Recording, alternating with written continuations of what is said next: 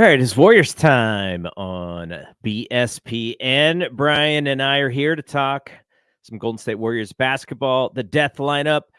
So I think I want to start this show. I always forget where we last left off because the Warriors season is kind of up and down. And sometimes I'm thinking this show's going to be positive and then they'll lose in some crappy game. And sometimes I think the show will be negative.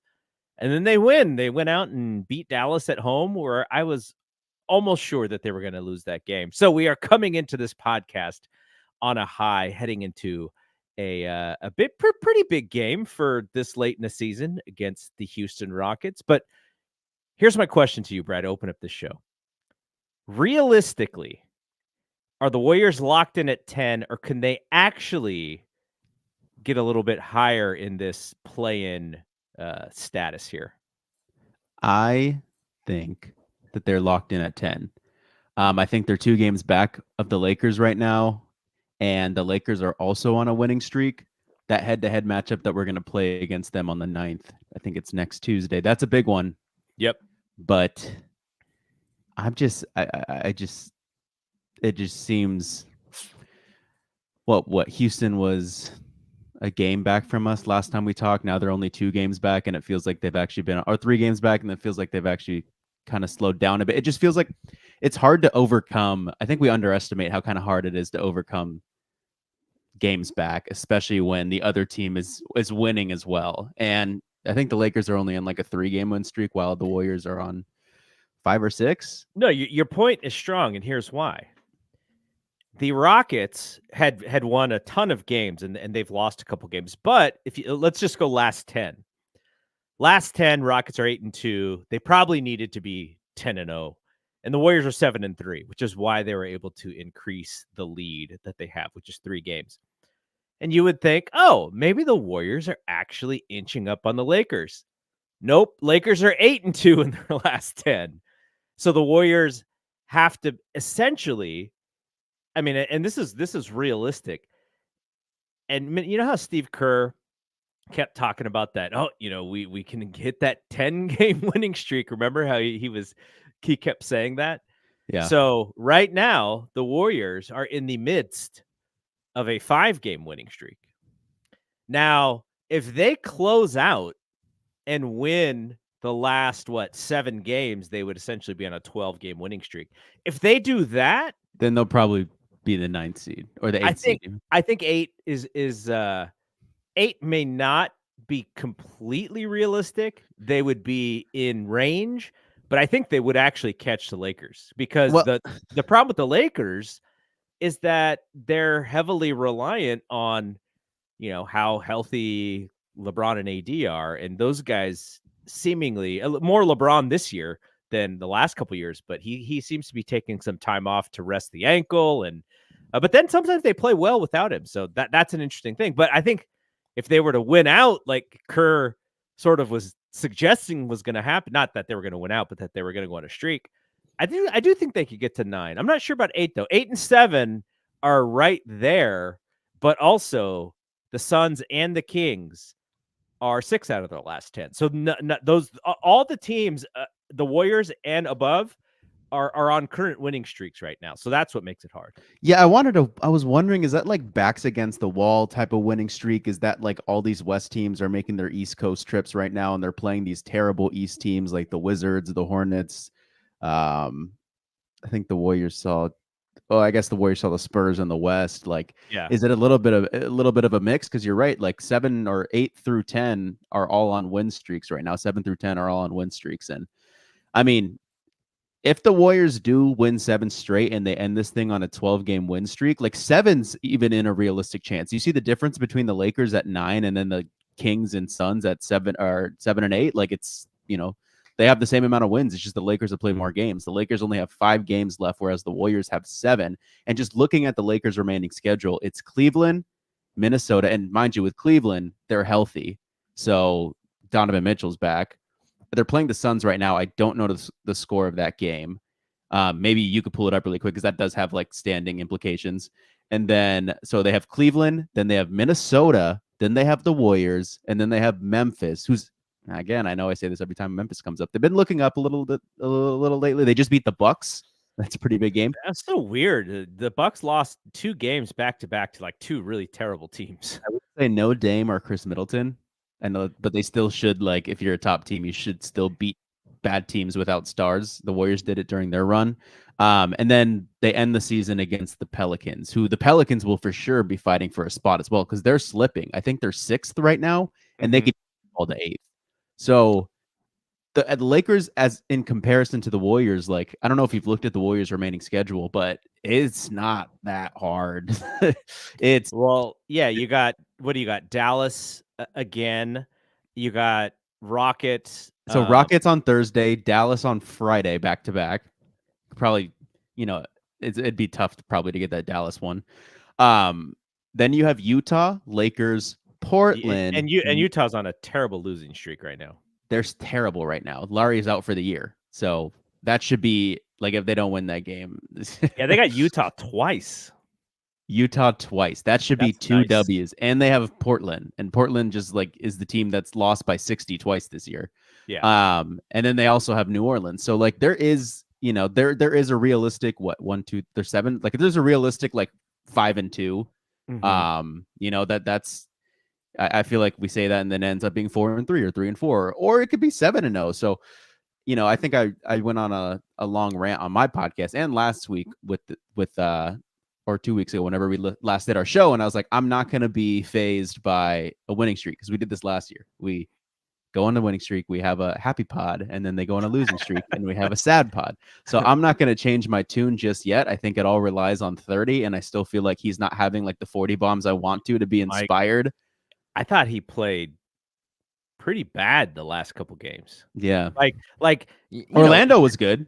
Bad for Steph is still pretty good. Yeah. But I thought he was like bad for not only Steph, but for like a semi-decent player bad these last couple games. And they're kind of, I mean, luck plays a big part in everything, but Chris Paul, thankful that he played, that he played as well as he did, because it was like starters play, they get behind. Then the bench comes in, and then they get ahead. And the starters come back in, and then they get behind again. I was like, what is going on here? This is ridiculous. Maybe a bigger theme is like we always credit Steph for just kind of like being able to adapt. But I feel like this is too much adaptation for Steph here. We have like okay, so some background here. I'm so behind on Warriors games, but I was able to watch all but the Mavericks game heading into today's pod. So I watched like 4 games today, and you see a winning streak and you're kind of hoping to be like, okay, something's like going to flip and you're going to be like really inspired after watching these games that, they might have a shot. I still don't really feel like much different than how I felt. It still feels like the same team, maybe just, a few things that are better that are able to get these wins. But it's still defense, right? The defense seems to be locking in a little bit, but at the same time, then the offense can't really get like. I wonder how much of it has to do with the way that they're calling these games, by the way, because I don't know. Like I was seeing so many fouls that were just not getting called. Even the normal fouls that Luka usually gets. Like there was a series that was really funny in the Mavericks game, which you haven't seen, but you'll see it if you do, because of course Fitz was I think screaming. He was actively saying that the referees were bad in this game. So Steph goes up, Steph splits, I think he splits, and then he goes up. Is this when he got whacked and they didn't call it? Because I see it on Twitter and stuff. Like he got fouled by both the people. It was Gafford and then whoever was guarding him. They both fouled him. Like whacked him across the body, like across his arms were out. And then it might have been Exum. I don't remember who was the other guard, but and Curry's just like looks at the referee and he's like, what is going on? And so I think it's the next player, maybe a couple of series down, like Luka does the thing where, he just tries to get his body on and he shoots the fadeaway and, he thinks he got fouled and he's sitting on his butt, looking at the referee. And I just sensed that Steph was like, dude, if they're not calling my foul, you're not going to get that chicken bleep call. Like that's kind of the mentality of that game. It really did feel Now, there was no real stakes. The offensive play on both teams was pretty subpar, but the defensive intensity on both teams I thought was high level. Again, not maybe not playoff quite, but really high level defense in some of the series in that game, because Denver's so long.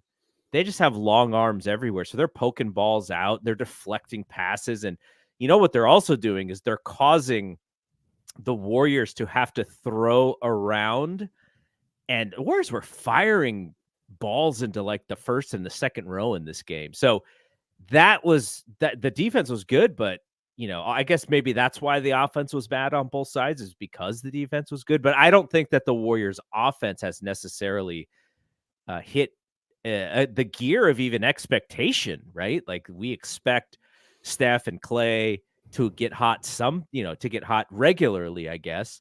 That's And kind of Wiggins led the team with 19 points. Like, that was the team leader yesterday, Andrew Wiggins. I think that's kind of like a few things you can take from these past few games in the winning streak, that like Wiggins kind of looks a little more, wanting to score. And Moses Moody has been, pretty good, I love his pretty minutes. awesome. His minutes have been great.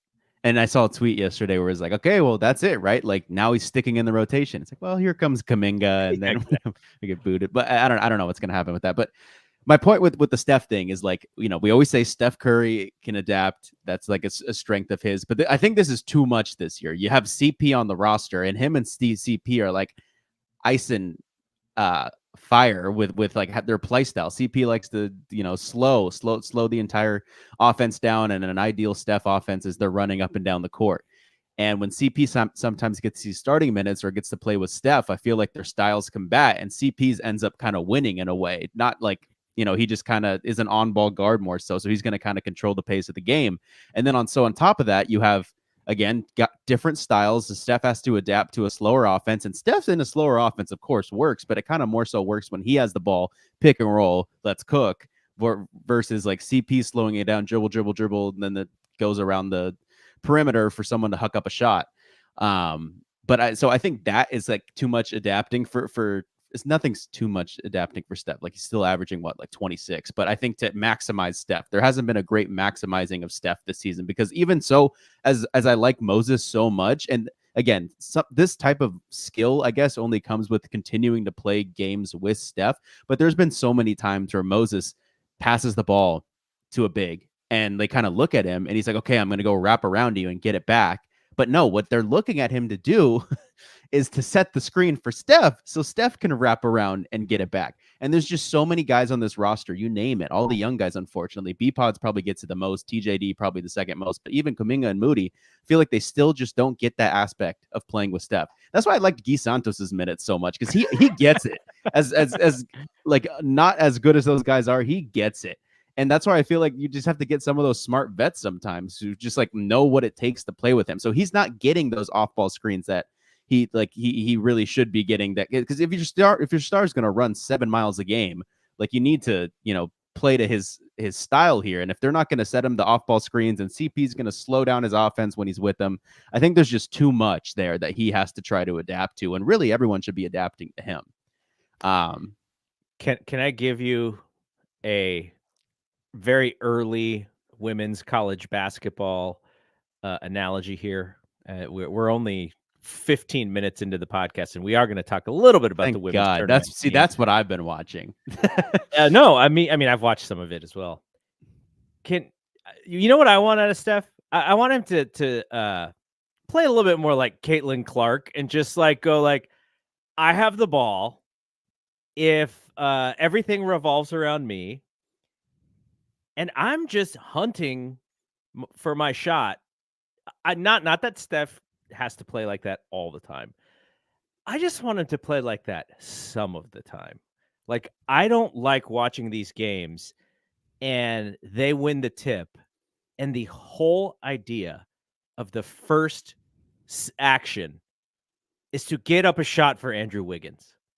How about we get up a shot for Steph, and hey, Andrew, maybe you crash a board, get a tip dunk or something. Like, that's where Andrew gets bouncy and jumpy, It's not in like a flat 18-footer that is going to, he has a line drive shot anyways. It's going to more than likely hit the front of the rim. Like I would just like Steph to be a little bit more offensive minded with his shot. He almost actively runs away from the basketball early in the game. I guess the idea is that everyone gets a touch. He doesn't really need that. Everyone else needs to kind of get in the flow, and he knows that he can rely on his shot whenever he needs it.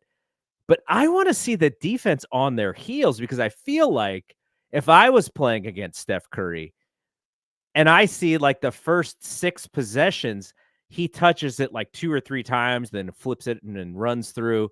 And I see at the end, at the end of the shot clock, Clay taking a leaner, or Draymond shooting a line drive 3 from the top of the key. I'm like, this is fantastic. The best player on their team is not even touching the basketball, and thus we can kind of get a little bit of a lead heading out of the gate. I just would like to see him have that like eye of the tiger where he just wants to kill these teams, and he doesn't really do that anymore. He's not playing like FU ball. I miss FU Steph. Yes. I So look, maybe he needs to save it. Maybe his legs, he saved it. he needs to save his legs for the fourth He quarter. It's legit quite possible. hasn't done it since like the Boston Celtics game, and that was like 30 games into the season. Like he still like just has. I mean, I think the Orlando Magic game was a little bit of a did the night and stuff, but other than like those few select games, he hasn't really been FU Steph. And I mean, they like the team success relies on him, doing that. But at the same time, yeah, it's just I don't know if he's thinking like, if I'm gonna do this, well, I mean, it is like the philosophy of their offense, right? It's like if you're just gonna play like Luka style offense and all your wings are sitting on the side, all your guards are sitting on the side, and they're not touching the ball, they might not be as inspired to run back as hard and play hard defense. They might not be inspired as hard to run back on offense and make the right play. They want to get their shots up. So I understand that aspect, but maybe they're playing too much into that aspect. Like Kuminga doesn't need to touch every single possession. So CP doesn't need to bring the ball up. Yeah, there's a few things that I'm just throwing stuff off the top of my head, but yeah, no, they definitely do need more FU Steph. Yeah, no, I'm not saying that he needs to come down and just chuck up the first 10 shots of the game. He'll get a good look. I just want him to attack, like, because him attacking opens up stuff for other guys. Like just the fact that he has the basketball and he makes a offensive move, those guys react.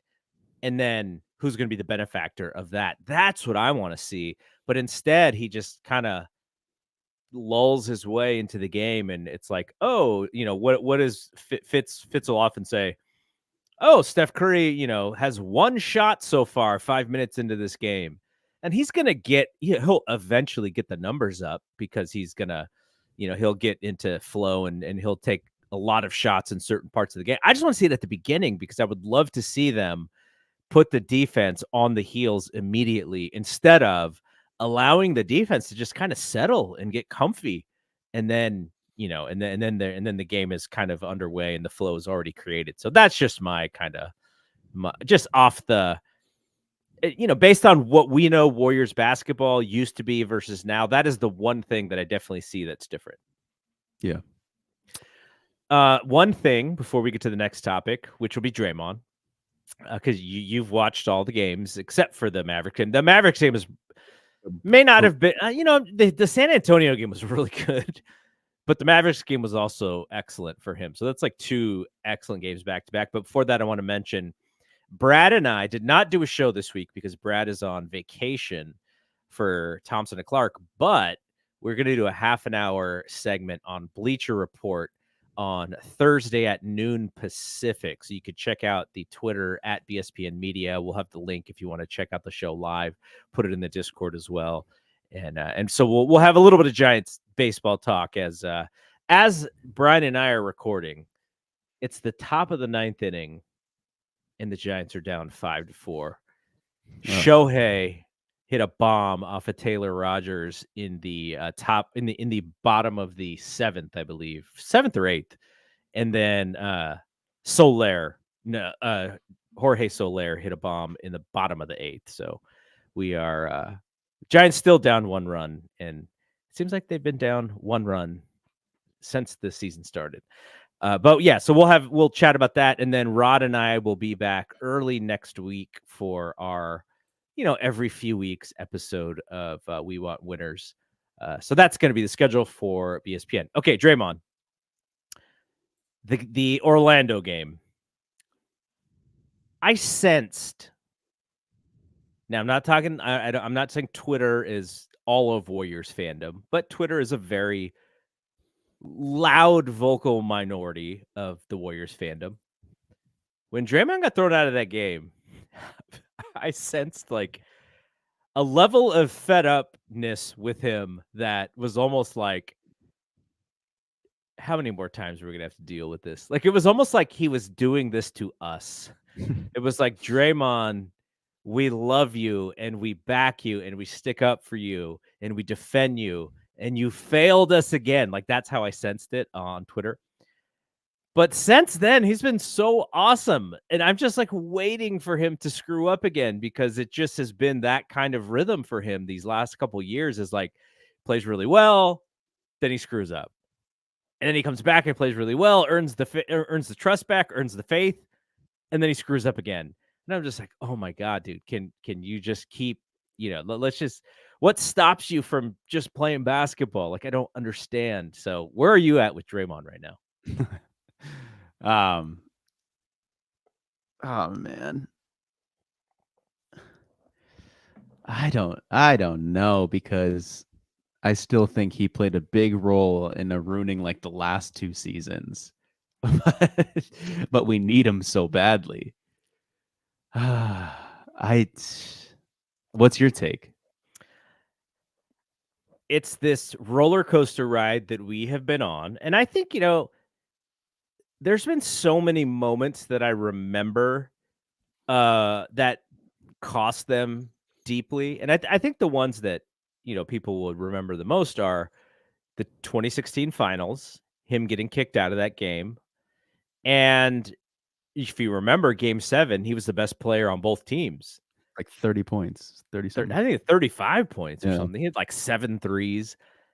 And then punching Jordan Poole. And then bickering with KD in the Clippers game. Like those 3. Yeah, like those are really destructive moments for the franchise. Yeah. Like 2 of them arguably like titles. Because 2016 for sure. And then like KD, KD got hurt, but maybe he sticks around if Draymond doesn't like run him out of town. And then JP too. Oh, that's just 3 big ones. Just man. super destructive. Like, these aren't just like small things.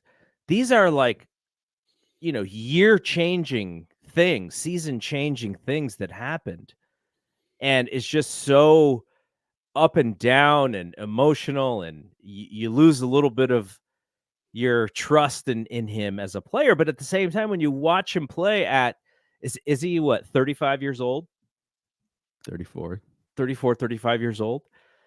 And the athleticism is definitely a lot not like a 2015, 2016 Draymond. Like, that dude was like just quick to everything.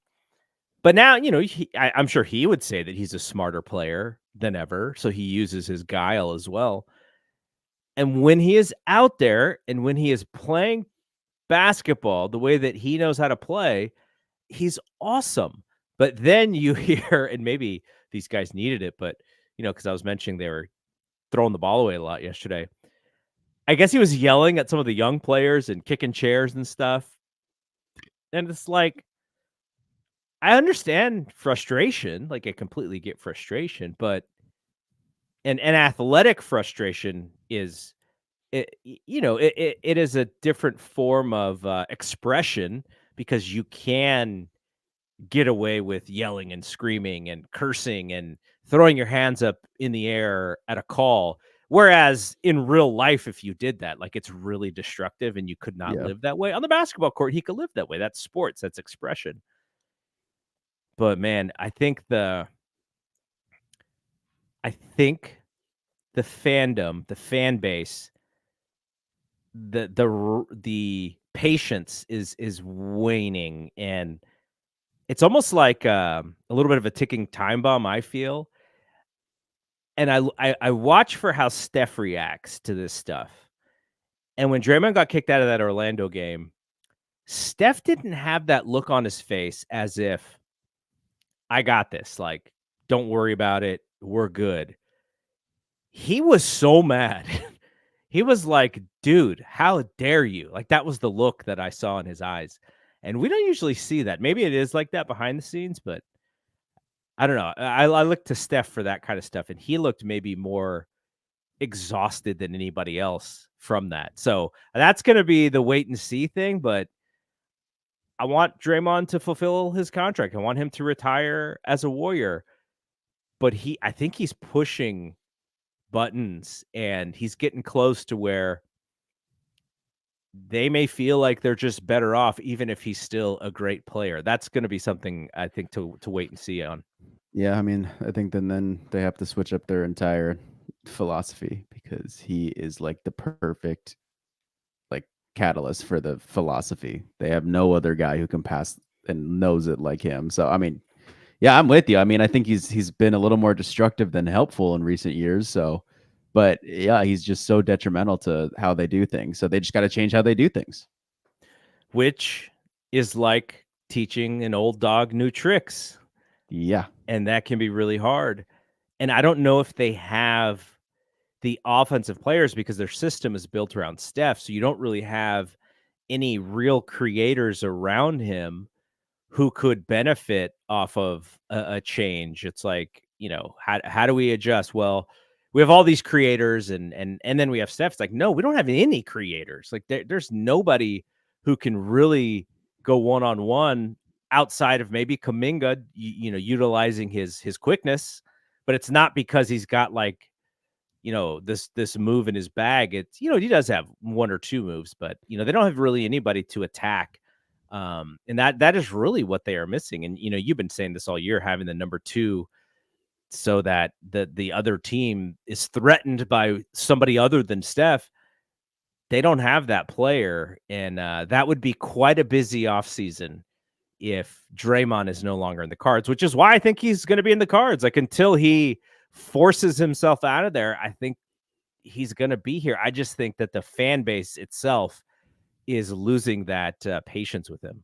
Yeah, I think he'll be in there too. I personally only give them one more year of contending if they are able to snatch like a top 25 talent in the offseason. That's my like barometer. Like, I know Steph has 2 years left on his contract. I think everyone kind of has like those 2 years left, right? Steph has 2 years left, and then Kerr's lined up with him or something like that. Yeah, I think so. Something like that. I don't give them that second year. I think they just got one more shot at this.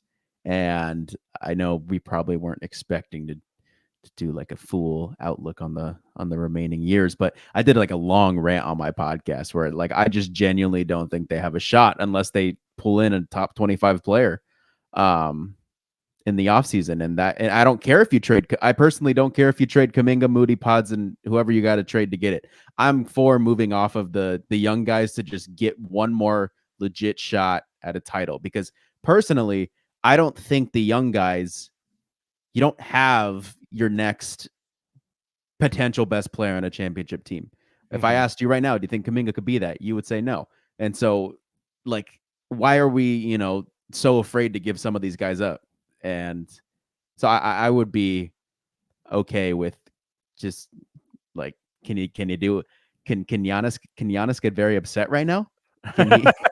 He might be. Right? Doc hasn't been the answer for them. Gotta hope one of those things happens in the offseason. Like, I think they'd win a title if they got Anthony Davis. I don't think they have a chance at getting Anthony Davis, but no. They have a better chance of getting LeBron than they have. Yeah, they do. But they'd be better with AD. Yeah, in my opinion. He's the perfect player for what they do. Perfect Warrior center. Yeah. So, I mean, that's just my opinion. And I know I said 2 names that are like top 10 players, not top 25, but I really do think like a Siakam would have changed this entire team, because there's so many possessions where I watch, and like, especially the CP possessions and the regular possessions too, when they go through all their like split actions and all this stuff. Now it's just swinging around the perimeter, and someone's got to take a shot or create a shot, and no one can. Like, just imagine if you had someone who kind of had a go-to midi, a guy who can create a shot. Like, I think that would just change everything. And I'm just shocked how that wasn't addressed. You probably would have had to give up a lot, but I don't know. All right, let's talk a little bit about this women's tournament. We are in the Elite Eight, and Iowa and LSU just did a ginormous television rating. This tournament is hot. I still hear people talking about the men's tournament, but I hear more people talking about the women's tournament. Which is it's kind of cool. I think it's really cool that the women's tournament has just taken over the, college sports zeitgeist right now. So we did our bracket, the BSPN bracket. Right now, you are in first place with 108 out of a total possible 172 points. So if Iowa wins, I think you will win the bracket. And then the second, who's in second place here? Who's Jason? I'm trying to remember who Jason is. Maybe a listener. It could be also somebody from my Fight Game Media Discord, because I let them in the bracket. So it might be actually my friend Jason Robar. Actually, it may be him. And then Scott E. Wrestling from Fight Game Media as well as third. I am fourth. I did not do all that well in the round of 16, which kind of tanked me. But if South Carolina wins, I think I will probably finish in second. I don't think I can beat Scott E. So there's no way I can win.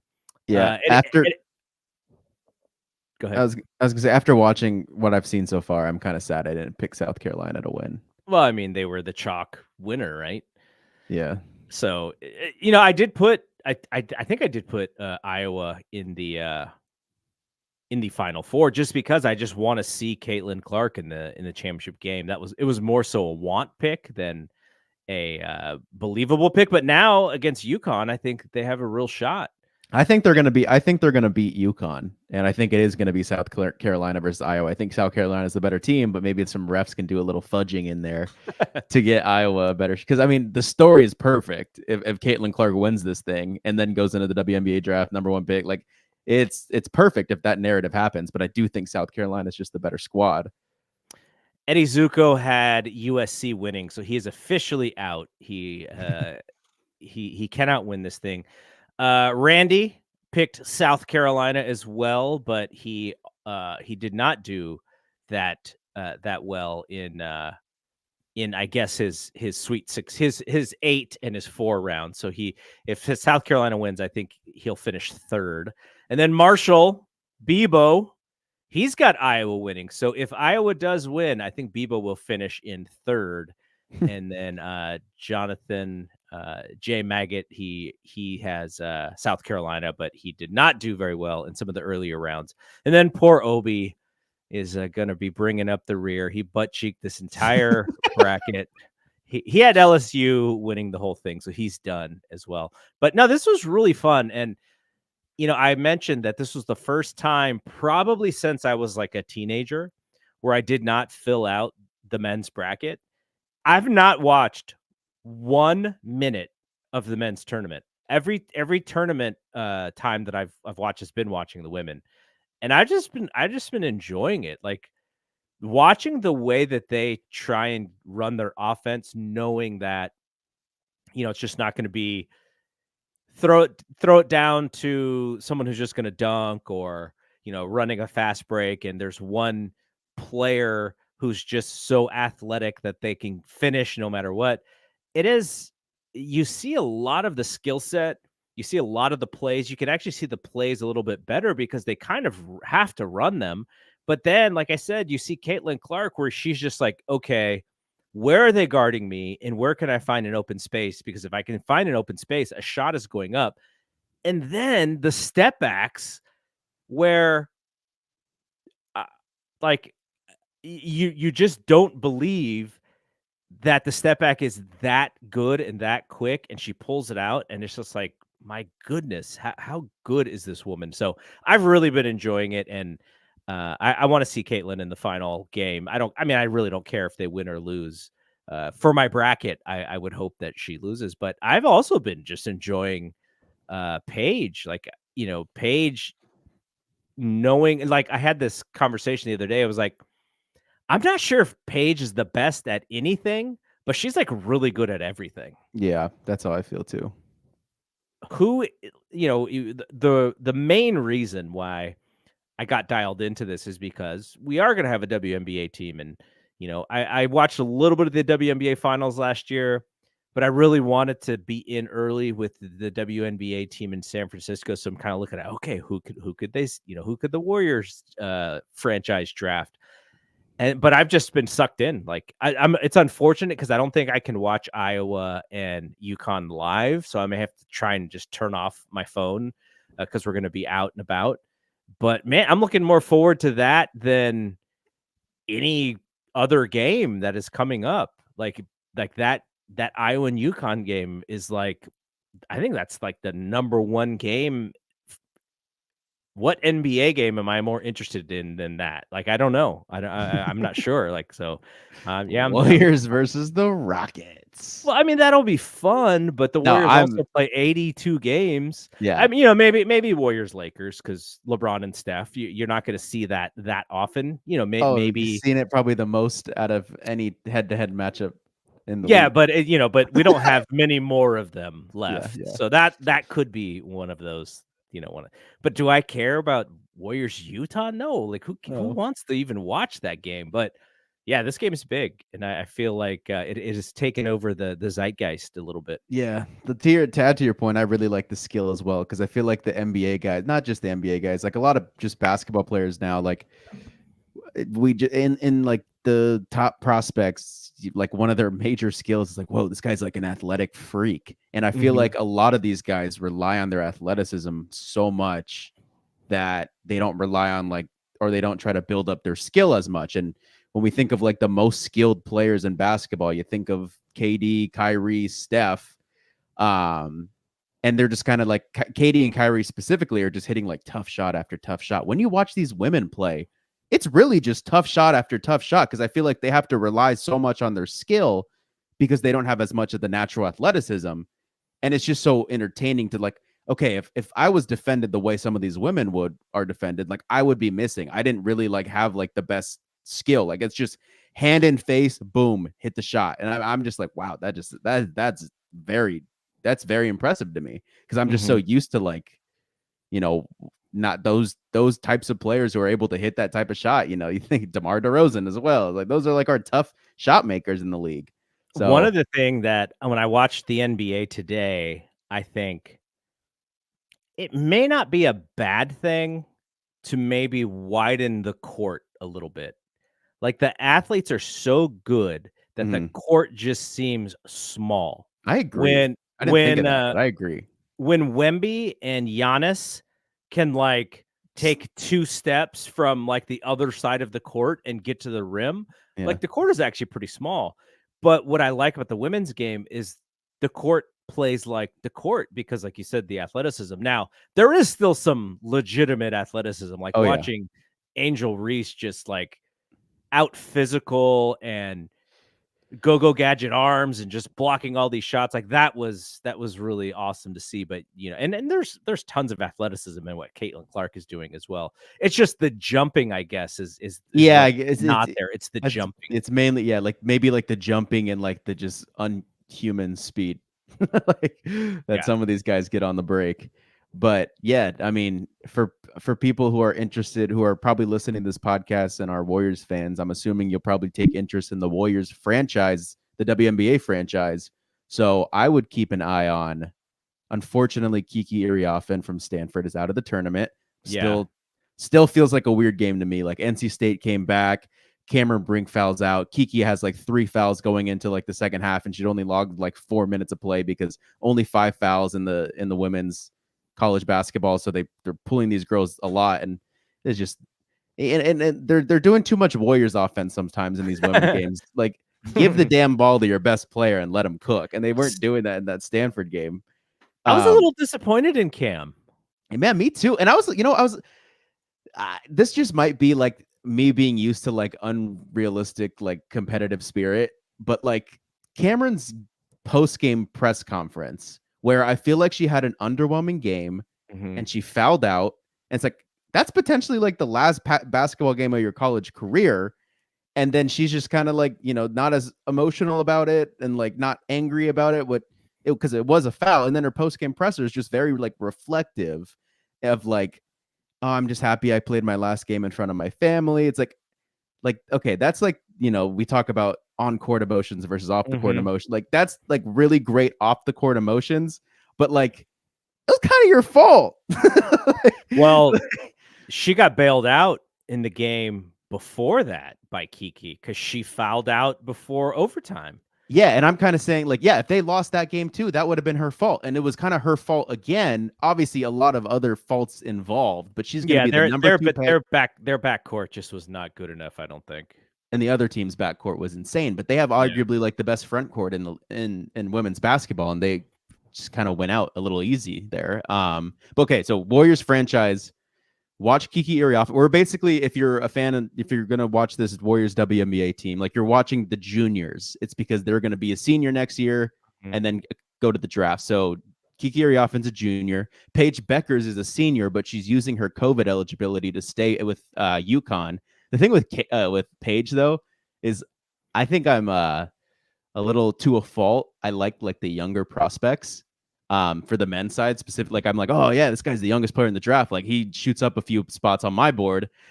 Paige is like the oldest player in like college basketball, like today.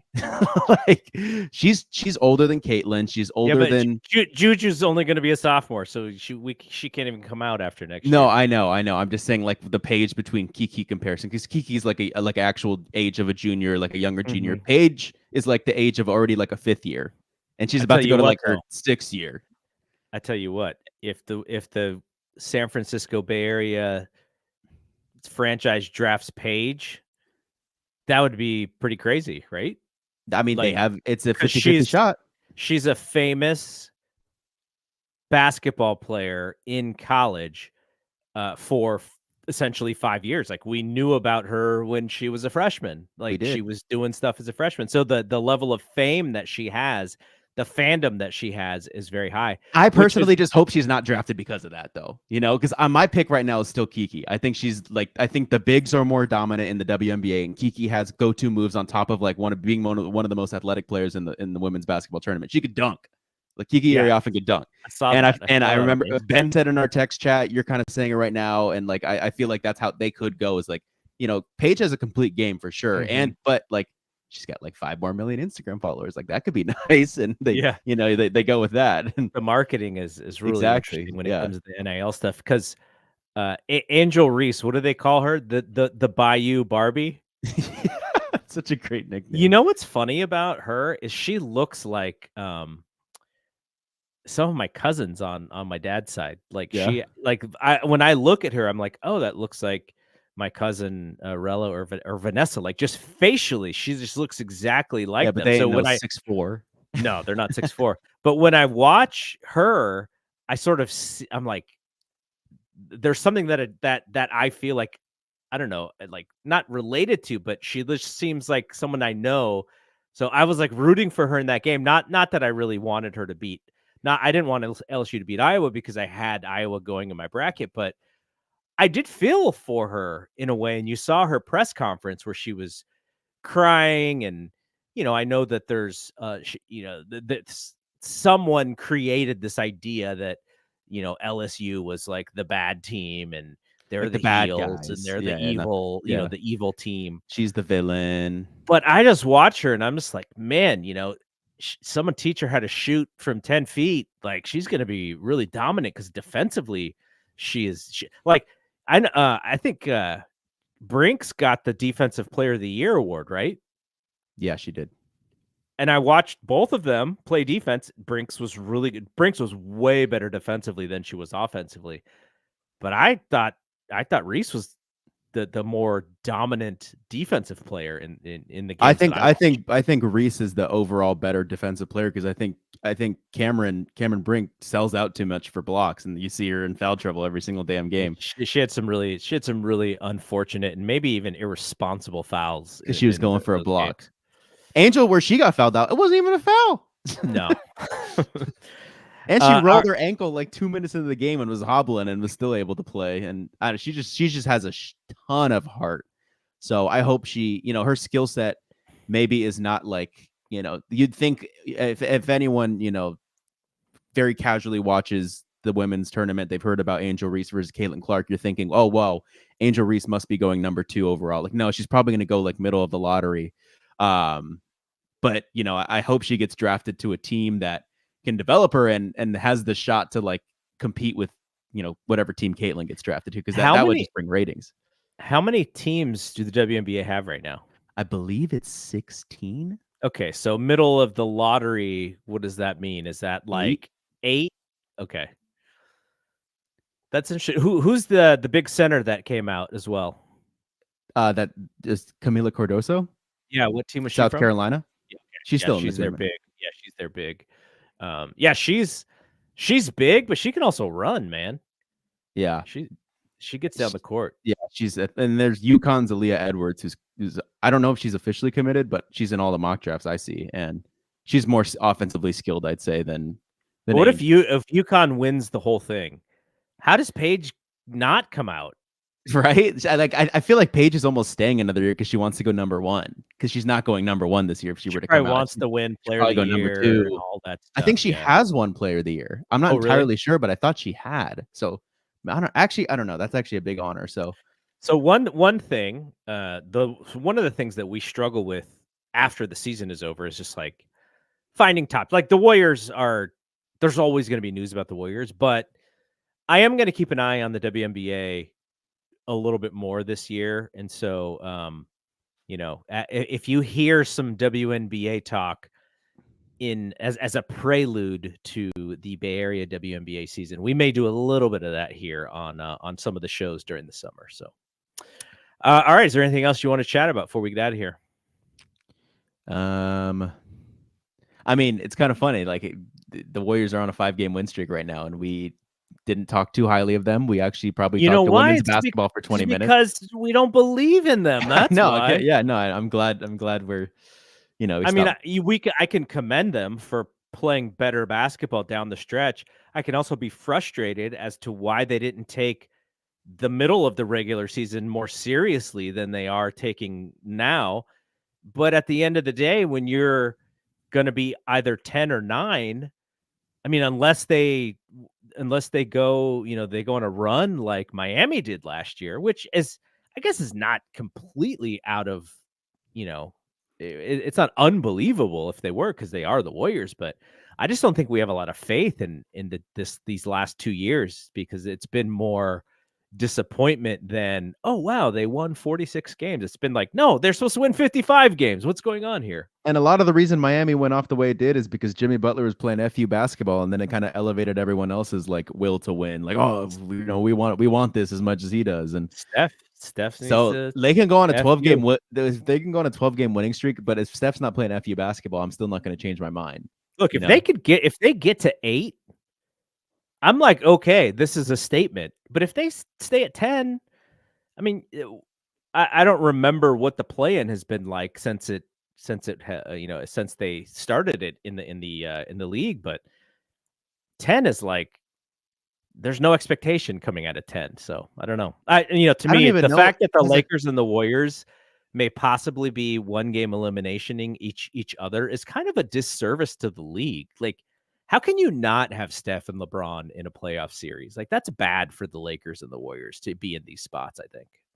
Yeah, but it's their fault. No, it is. It's their fault. Completely their fault. It's like they should have a little bit more prestige. They should have a little bit more pride in, like, at least being in the middle in the 4-5, and like, but maybe it's not. They're not. Maybe it's just not. They just don't have the same talent.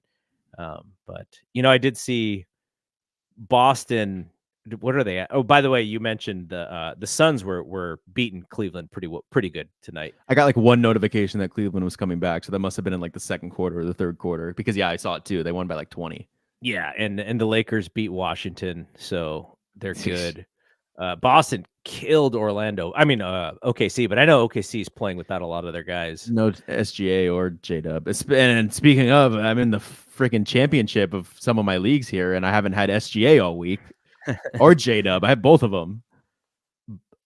I still feel, and this may just be because I watched the Warriors go into Boston and kind of take their hearts from them. I still don't think Boston's beating Denver. Yeah, I don't either. If it's the finals. I think they're getting there, though. The East is just so underwhelming. The second best team is the Bucks, who, like we've mentioned, have lost. Yeah, the Bucks lost against the Grizz. They're not playing very. We always when the Warriors aren't killing it, you always look at the other side and go, where would they be if they were in the East? They would be a little bit more nicely in the mix. Yeah. Sure. The only entertaining thing about the East, in my opinion, right now, like the only storyline to watch is that Embiid's back, and we could get like a potential first round matchup of Sixers versus Celtics. Like Celtics will win, but at least they're getting a little bit of competition in the first, leading into their finals run.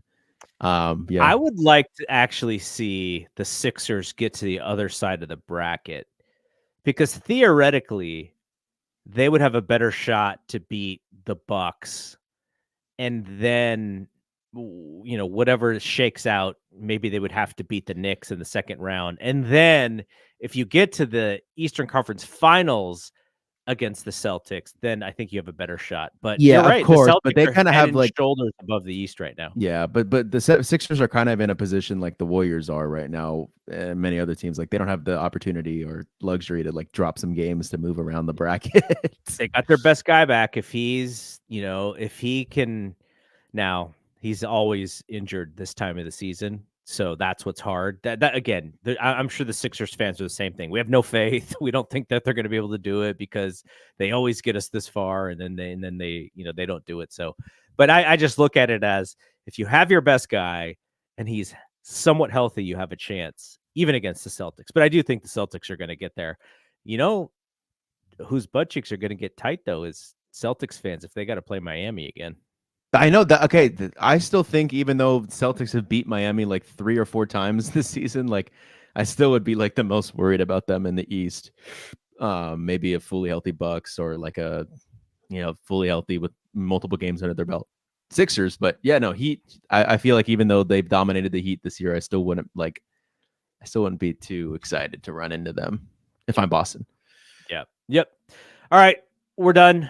We'll be back at some point, hopefully next week, because the week after I'm going to be out of town for most of that week. So hopefully we can get something done next week. And then I always have my microphone on the road in case we need to record. So, all right. That is it for Brian. I'm Double G. We'll see you when we see you. Peace out.